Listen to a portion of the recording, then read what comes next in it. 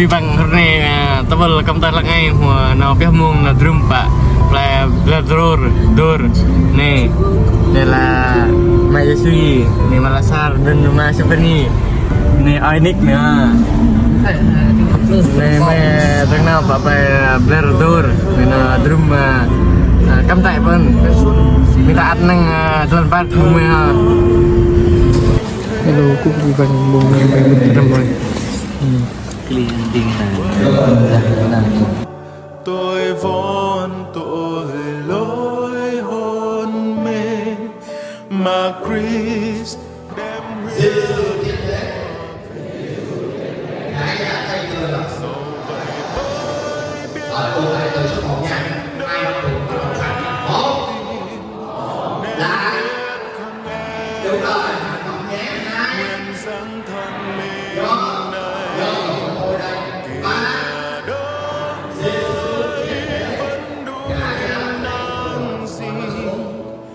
trọn đời sống tôi đã vì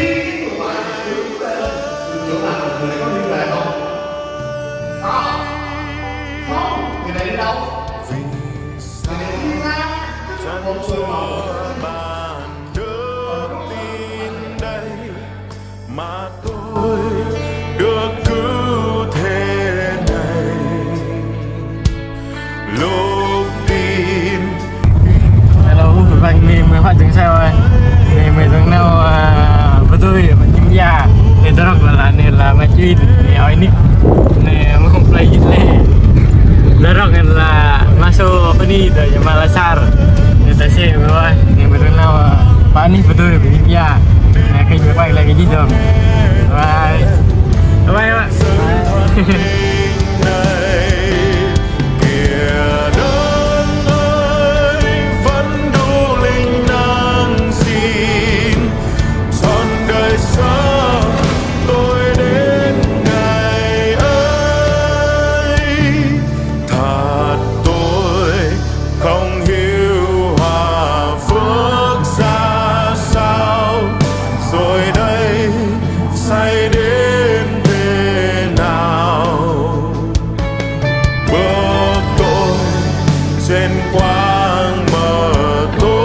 của khu vực nào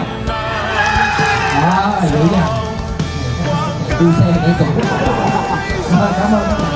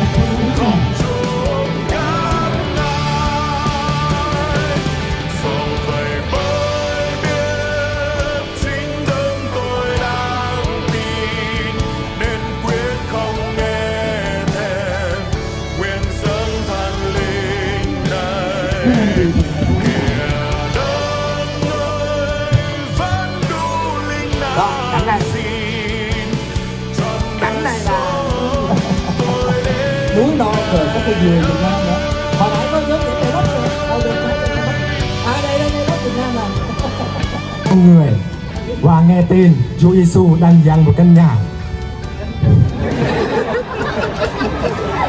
nên 4 người bạn nghe tin không ở đó mà chần chừ vội vàng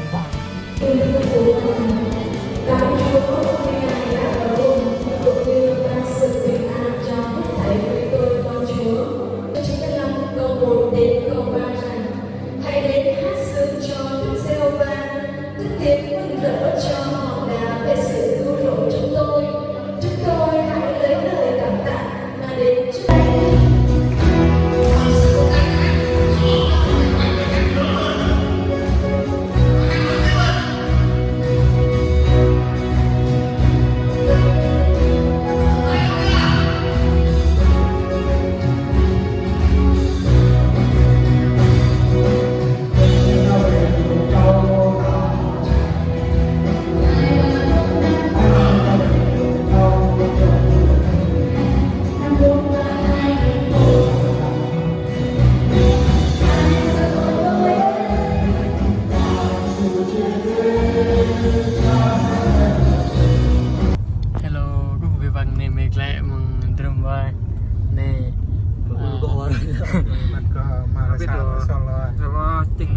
Nè những nhà ghẹ và nè klim mình lẹ.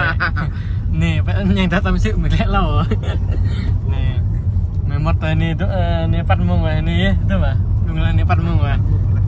Nè mình thật lẹ quá khinh mình quay lại gì thôi mình hành trình của mình nào.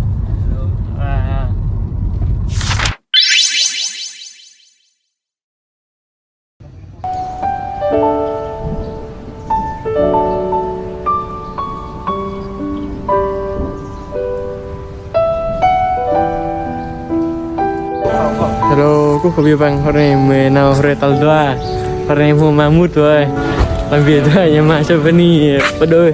Làm việc là cái gì việc quá, bỏ đi. Có lại nó bắt mình thôm qua quân đề mỹ của mình. Nè ta xem mà này nè riêng hồi tàu doa, mình nào terus một play berdor, nè. Thế con đơn con này mới đi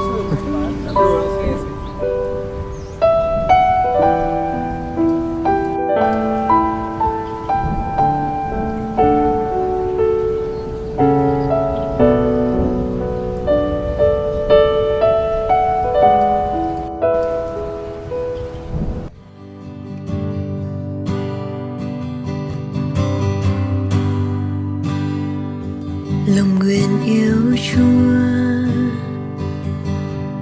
bởi thương xót Chúa mãi trên con này trọn cả tháng ngày Ngài nâng đỡ con trong tay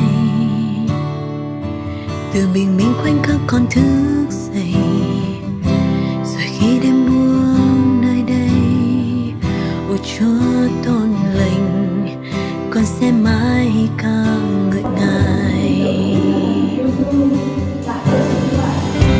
Thành tiếng của Chúa trên con đến suốt đời. Thành tiếng của Chúa trên con luôn luôn tươi mới. Điều chỉ trong con vẫn mãi luôn ca ngợi. Ôi Chúa tôn lành con sẽ mãi ca ngợi Ngài.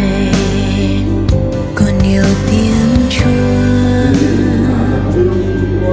Ngài đưa lối dẫn bước qua lửa hừng, nơi chúng tôi tầm dưới chính Chúa